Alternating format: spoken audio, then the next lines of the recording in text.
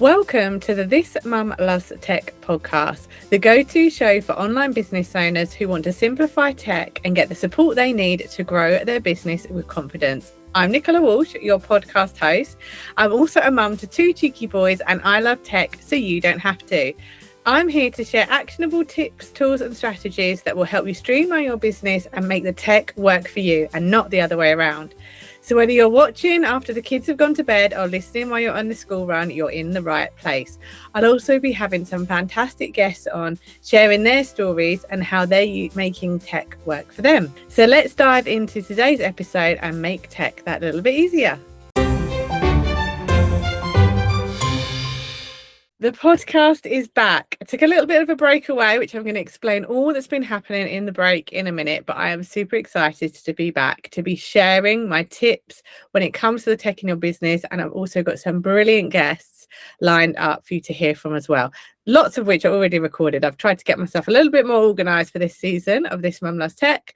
So what has been happening over the last few months since I last spoke to you? So I paused the podcast back in March and I'm so glad that I did because it has been such a busy summer. I've run a really successful another term of my tech school program, which is my main program, supported 5 amazing women through that, helping them sort their websites out, get their email marketing up and running, get their online booking systems working. So that has been really brilliant. I also have stuck to my goal of attending some great in-person events. So I went to the Edge event in April, which was hosted by Gina Trick and Kay Sudgar, which was really good.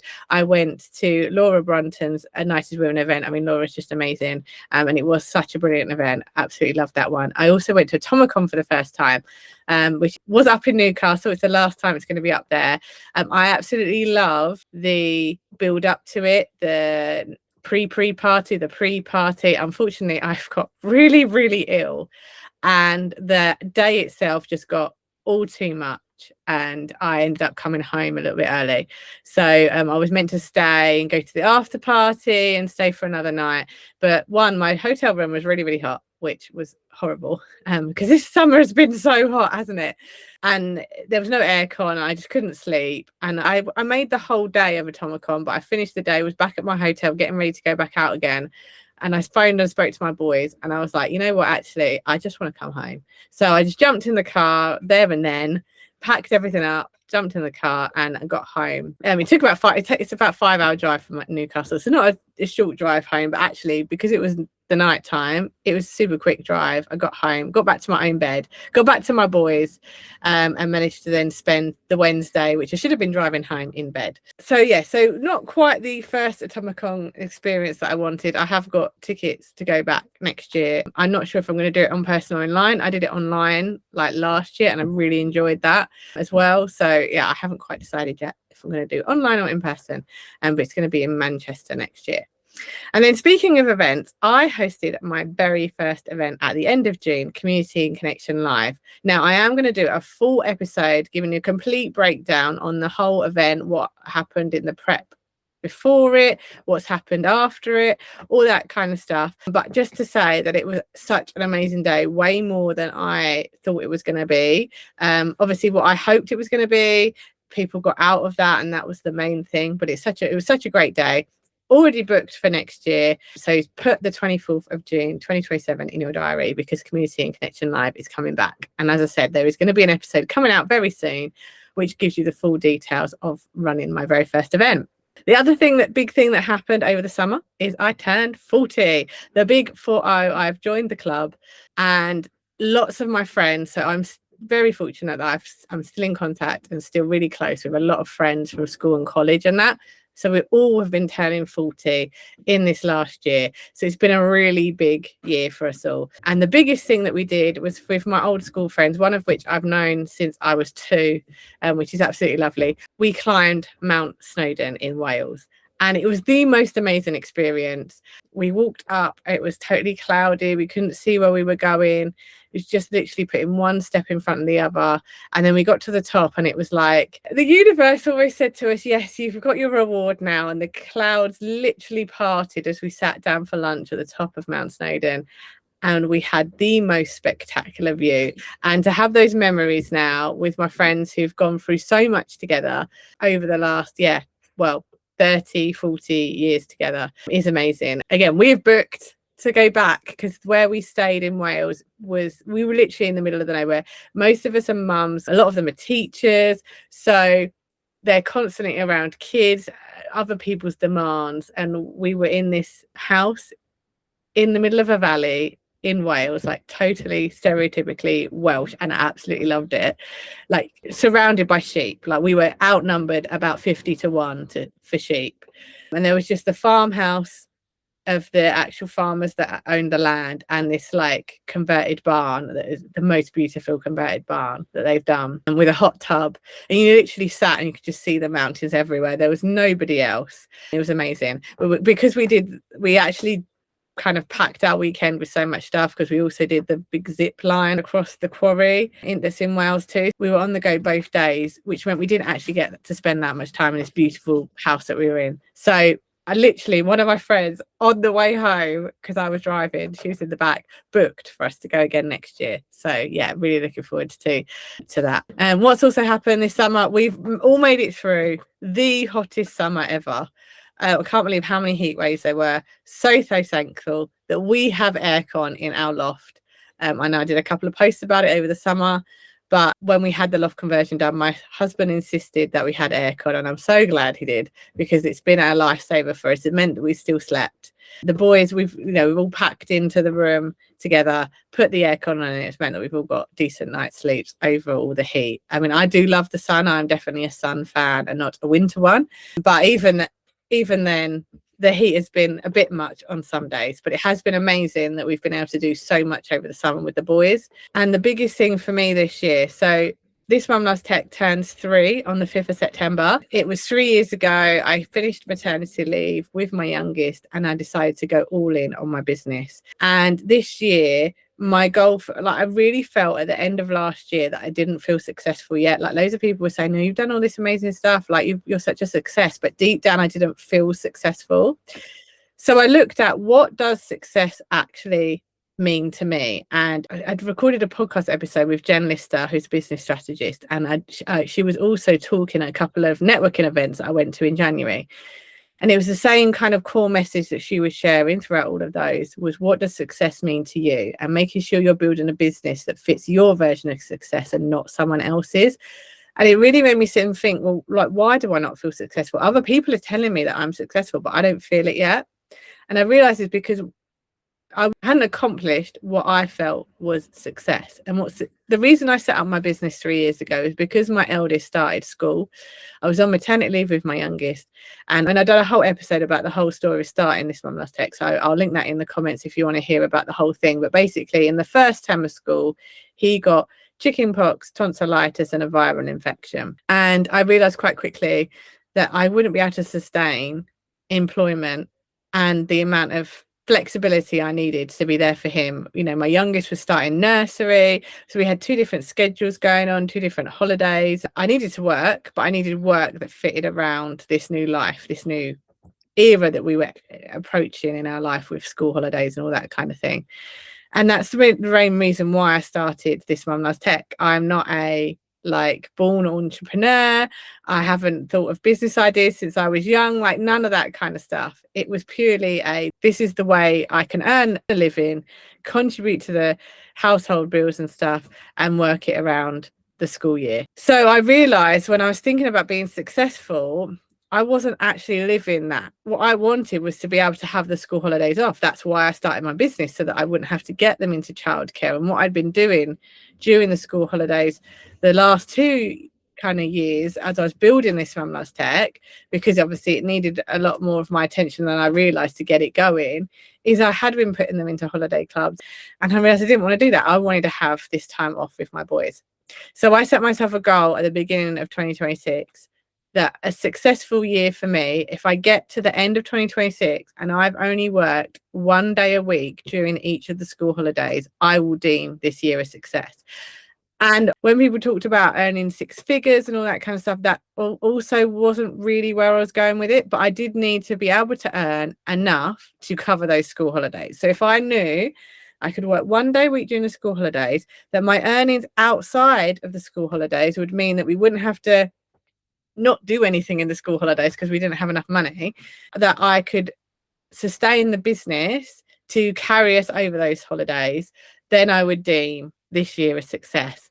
And obviously we've just had the biggest test of that, which has been the 6 weeks holidays. So I'm really excited to share that over the summer holidays, they were off between the preschool holidays and the school holidays and the dates and all that. It was 7 weeks that they were off, and I worked 7 days. So I achieved that goal. I'm really pleased. We've only got the October half term and Christmas to go, but I'm pretty confident now. And I do feel like so much in a better place with the business, that it is giving me the lifestyle that I wanted to. Yeah, so like this year is feeling different, and I hope when someone asks me that question at the end of 2026, which is only a couple of months away now, that I will say yes, I am successful. But I haven't been able to do this by myself. I have got support to kind of help me get to this stage. So I've been to a few strategy sessions with Jen Lister now, who's really helped me get kind of really clear on what my goal for my business is and what my goal of success was. And that really hit me as well. So back in May, I went on like a sales training day, and at that point I was completely fully booked for the next month with calls with clients and all that kind of stuff, which is amazing. And I have been fully booked for most of this year, which again is incredible. And I absolutely love all of the people that I've worked with this year. I really feel like I've got into the right rhythm now of working how I can help people, and therefore bringing in the right people that I can help. And yeah, I was at this sales day, and basically I said I was fully booked, and I was like, I don't know what to do next. And they all got really excited for me, which was lovely. And they started talking about expanding this Mum Loves Tech and getting teams and training up other mums to be like this Mum Loves Tech trainers and all this kind of stuff, and making it into this like bigger thing. And I came away from that day, like I could see their excitement in the ideas they were throwing to me. And I think again, for somebody else, that might have been exactly the direction to go in, but it made me, I had a really long train ride home because the trains were all delayed. And while I was sitting on the train, I really sat and thought, like, I came away from it thinking that's not what I want. And it was kind of getting me back to, like, again, looking at those goals and thinking, what do I want? How do I want my working pattern to be? Because I was like really busy, and I was getting to the point where I like just couldn't keep up with everything. And I realized it wasn't that I needed to bring more people in terms of team members. What I needed to was really structure my working week and my days more effectively, so that I had the breathing space, so that I didn't ram it for, like, I was doing back to back calls, and no wonder I was getting exhausted. So rather than expanding and getting a bigger team, because I was like, I really love the work that I'm doing. I love working with people one-to-one. I don't want to give that up to somebody else to then be managing them. Like I did that before when I was in when I was designing children's books. I got to the point where I was managing other people, and I didn't get to do the books myself, and I didn't enjoy that. And I love getting on calls with people, sharing their screen, talking them through what they have to do. I don't want to then hand that part over to somebody else, that then I'm doing the behind the scenes stuff, because frankly, I'm just not very good at that stuff. I put that off to the very last minute. But get me on a call and I'm there, I'm present. So I reached out to Fern Fuller. So Fern helps founders kind of get more clear, get more organized, not go into burnout, which is exactly where I felt I was going, because I didn't want to obviously stop this momentum of business that I'd taken the last couple of years to grow, but I couldn't sustain that level of work anymore. And what Fern's helped me do is really look at like what I'm offering, how I'm offering it to people, what that means in terms of the number of calls that people get and the duration of those calls, and making sure that I block out in my diary space. Like it seems so obvious when she talked about it, but what I hadn't done is, as someone booked in, I hadn't blocked in space after them. So then people were just booking in back to back because it was showing on my booking system that I was available. And I know like you can put in buffers and stuff in Tidycal, but I always feel like they don't quite work how I want them to. And making it like, what I loved about the working with Fern as well is I my calendar is my Bible. So she was like, right. And it was very much going on what I do to help other people with their tech. It was like, rather than signing up to more systems and more tools and stuff, she was looking at, well, what do you use the most? How do you run your life now? And I was like, I run my life by my calendar. If it's not in my calendar, it does not happen. So then she was like, well, use your calendar more then. Like, I love color coding. If I can go into my calendar and see all these colors, and I can know instantly then what is for each thing. And I had done that for separating out my business and my personal stuff, but I hadn't done that separating out things within the business. So it wasn't clear where, like, they were all just purple for the business.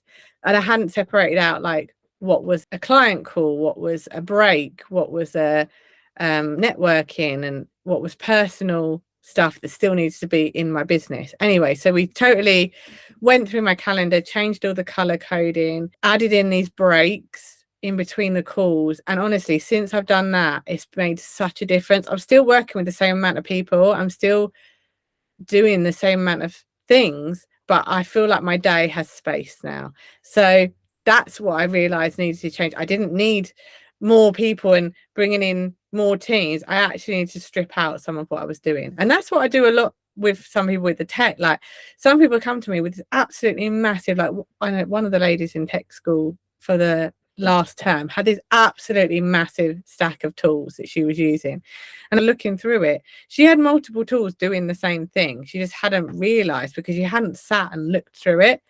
And that's what I was doing with my diary, is I hadn't properly sat and looked through it and realized that I wasn't allowing for that space, which I could quite easily do. And yeah, I didn't need to add more things into it. I didn't need to add more people into it. I needed to actually simplify what I was doing. So that's why from September, I am slightly changing the way that I'm working, in that I've paused all of my online courses or my online kind of pre-recorded stuff, mainly because tech is moving so fast. I can't keep up with keeping the videos and enough up to date as I would like to give people what I feel is what they need. Whereas if I get on a call with someone, I can show them exactly what it looks like right now. And I prefer teaching like that. I prefer showing people how it looks, where things have changed, because honestly, you log into something and then the next day things are changing, and the videos are getting really outdated. It meant people were getting stuck because what was shown on the screen and what they could see was different, and that's just what leads to confusion. That's why I have decided to pause all of my online courses and just be working with people one-to-one, which I know is probably not the way that a lot of people would advise you to work, because it relies very heavily on me being able to do the calls. And obviously with 2 young children, there could be times where I need to cancel calls last minute, if you get that dreaded phone call from school, or if childcare arrangements change or anything like that. But with the help of sorting out my diary, I've been able to give myself enough flexibility that if I do have to move calls, I have got the time to do that.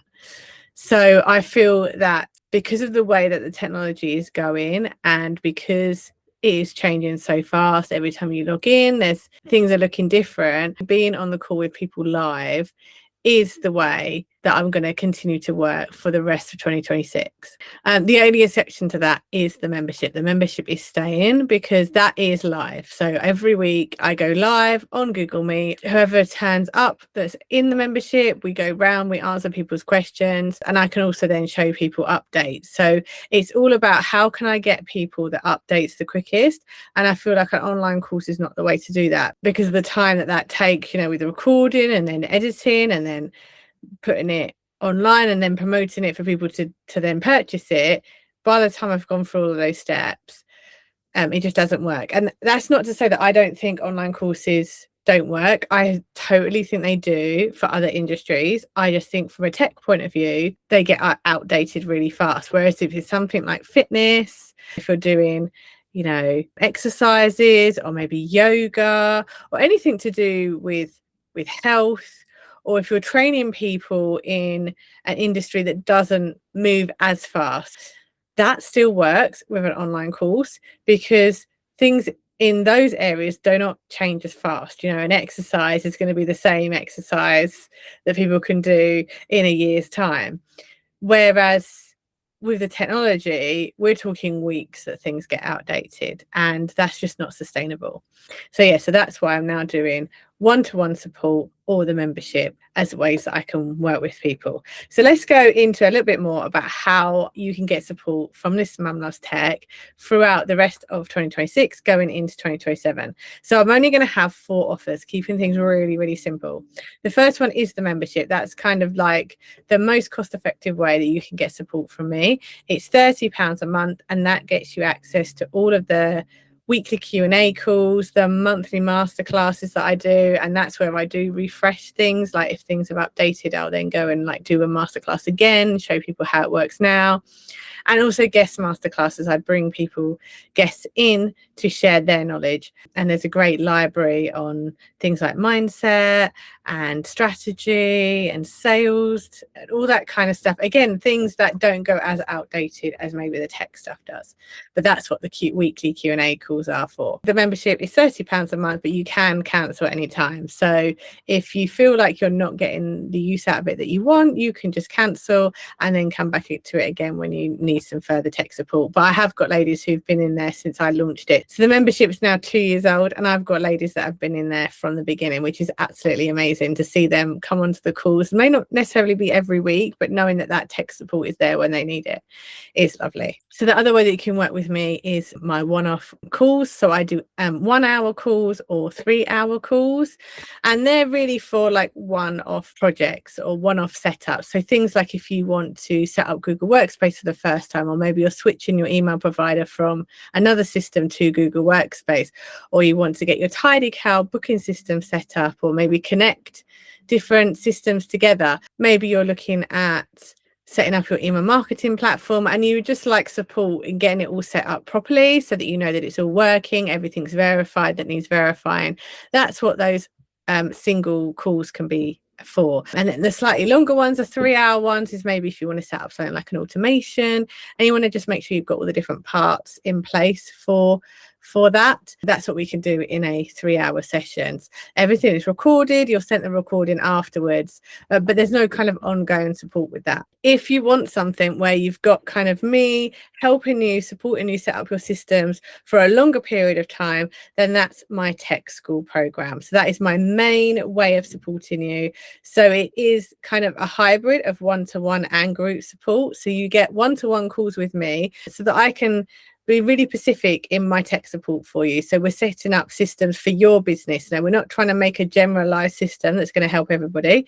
We're looking at, it's just me and you on the call, looking at what does your business need and setting up the system that's right for you, because everyone's system is going to be different. No one has the exact same business. No one has the exact same way that they want to work. Everyone's got preferences on what different tools they like. So it's about building a whole kind of tech system for your business that is bespoke to you. So that's done during tech school because it's a whole term of tech support. So there's 3 terms in a year. So you either join the September to December term, the January to April term, or the like Easter to summer term. So it's all in line with the school holidays, because that goes back to how success for me is having the school holidays off. So I realized I needed the way that I can support people to fit the school holidays, which is where tech school kind of was born. But it is a group as well. So there's like 6 people in the tech school term, and we have a WhatsApp group, because what I've found is it really helps people realize that they're going through the same tech issues, or they're not alone in how they feel about the tech, or if they've come up against an issue, hearing where other people are on the journey, because we all start the term at the same time. Everyone has very similar projects is what I'm finding. Most people, they want websites either set up from scratch or redesigned. They want their email marketing platform set up. They want their booking system. Sometimes that's separate systems. Sometimes that's all in one. It kind of all depends again on what's best for them. but they're all kind of going through the same kind of steps. And what they realize is when they get on those group calls, because the group calls are only monthly, is that they realize that they're not alone. They talk to each other and they're like, oh yeah, like I thought it was just me. And it really helps, I think, with people's confidence on knowing that you're not alone in this tech, because obviously the tech comes easy to me. So I really wanted people to be surrounded by others who are doing the learning of the tech to realize that, I am the exception in terms of the fact that I like the tech and I don't find it that difficult to pick up. The norm is totally normal to feel overwhelmed of it all, feel like you haven't done as much as what you were hoping to, but realize that it all comes together at the end. And I've really seen that happen on the last 2 terms of tech school, which has been amazing, like really seeing people's kind of mindset change as we get on the call and they're like, oh yeah, like I'm stuck with this too. And even if they can't make it live, again, they're recorded. And I've said to people, go back and watch this because it will make you realize that you're not alone in how you're feeling with it all. And then the WhatsApp groups there as well to like ask questions, get people to, it's a safe space where especially if you want to get feedback on something before you put it live out into the world, like if you've done a new page of your website or you've got a new offer or a new lead magnet or something like that, you can put it into the WhatsApp group and get people's feedback before you put it out to the world. So that's why the kind of group element of tech school is so important to me as well. But the majority of it is done one-to-one, all of the tech support calls. So you get, within the term, you get monthly tech support calls with me, which are an hour, and then a longer 3-hour session. So what I've tried to do also is kind of, which is one of the things I do when I was sorting out my diary, is looking at how can I make everything kind of connect with each other. So with my one-off calls, they're 1 hour or 3 hours. The same with tech school, you either book in an hour or 3 hours. So that it makes it a lot easier for me to manage my diary and work out what availability I've got. Because what I was finding is, I'm not that I'm complaining of this at all, but I was overselling compared to the availability that I had, the time that I had, I was overselling. And therefore I was then ended up having to do back-to-back calls because I was selling a day over here and half a day over there and an hour here and 30 minutes there. And it all just wasn't like lining up with each other. So that's why I kind of changed things around a little bit, but is to make it easier for me to know what I have available, what availability I've got, and therefore how people can work with me at any given kind of term. And then I did say there was 4 things on offer. So the final thing is Community and Connection Live. I absolutely loved this year's event, and as I said, I'm going to do a full like kind of debrief on it in a future episode. But I had people asking me already, like kind of off the back of the first one, when's the next one happening? And it's super excited that I've already sold tickets for next year already, and it's not till next June. So it's going to become an annual event. Well, I hope so anyway. I hope that it continues to be an event that people love going to, where they make connections and learning. I know there's collaborations that have already happened. I know people have got clients from people that were in the room. So yeah, it's absolutely amazing. So yeah, Community and Connection Live is happening next year on the 24th of June, and tickets are available if you are interested. So all the links to all of the different ways that you can get support from This Mum Loves Tech are going to be in the show notes below.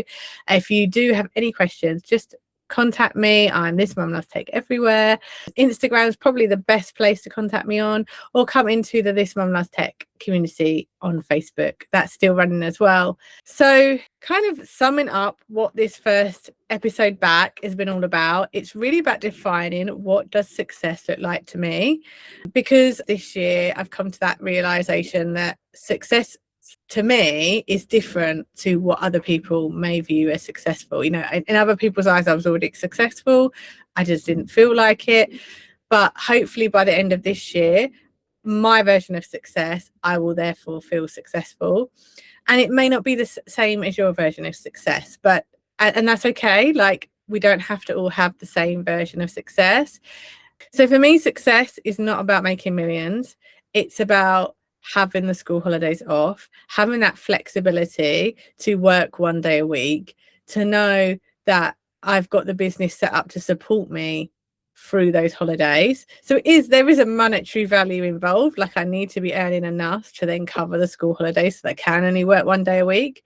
But it's not about, like, we haven't really had a big holiday this year, and that's okay, because the boys, we've been on lots of days out, we've made use of free events going on, of passes that we could get, but we've been able to do lots of days out and trips and things like that. And I don't feel like the boys have missed out on not going on a holiday, on going abroad, or that kind of thing. And I hope that I'll be able to get the business to a point that it can do that eventually. But the first goal to me was to have the school holidays off first, and then it's almost like the next stage would then be to build it up, so maybe in those school holidays we could go on more actual holidays. So yes, with your business, thinking about what success looks like for you, that's when I would then think about what tech can help you support that. Like I've very much leaned heavily into automations, like automated DMs if people comment a word, because for me, I need people to be able to get access to whatever that is that they want, whatever it is that I'm doing. I know that if someone comments checklist on one of my posts, they're going to get my time-saving tech checklist regardless of what I'm doing with the boys. If people want to book a call, my calendar is up to date showing the availability that I have, and it's blocked out the summer holidays, so it's only showing the days that I have, so you don't have people booking when you're not actually available. And it's all things like that, like what tech do you need to support you in your version of success? It's not about fitting your life to the tech, if that makes sense. So I'm really excited that the podcast is now back. It's going to be fortnightly now, because again, it's fitting it into the schedule that I have and not trying to do what I think I should do. Weekly would be great, but I just don't have the time if I want to not be working till ridiculous o'clock every night. So it's going to be fortnightly. I've got some great guests coming up who I can't wait for you to hear from. And if there is a topic that you would like me to cover in this next season of This Mum Loves Tech, then please do let me know, because I would love to make sure that this podcast is being as helpful to you as possible. Am I covering the things that you want me to cover? If there's a subject to do with tech that you would love more explanation on, hopefully a simple, clear explanation, that's what I'm hoping that these episodes will do. And then do let me know, because I would love to include them on this next season of This Mum Loves Tech. And I hope you have enjoyed today's episode. Thank you so much for tuning in to today's episode of This Mum Loves Tech. If you're ready to save time and cut through the overwhelm when it comes to the tech and the tools your business really needs, don't forget to grab my free time-saving tech checklist. It's a super simple checklist that shows you what tools I believe are essential for running your online business, what can wait, and what you may have signed up for that you're not actually using. Download your copy at thismumlovestech.co.uk/checklist and start making the tech work for you. You can also find the link in the show notes below, and I'll see you on the next episode of This Mum Loves Tech.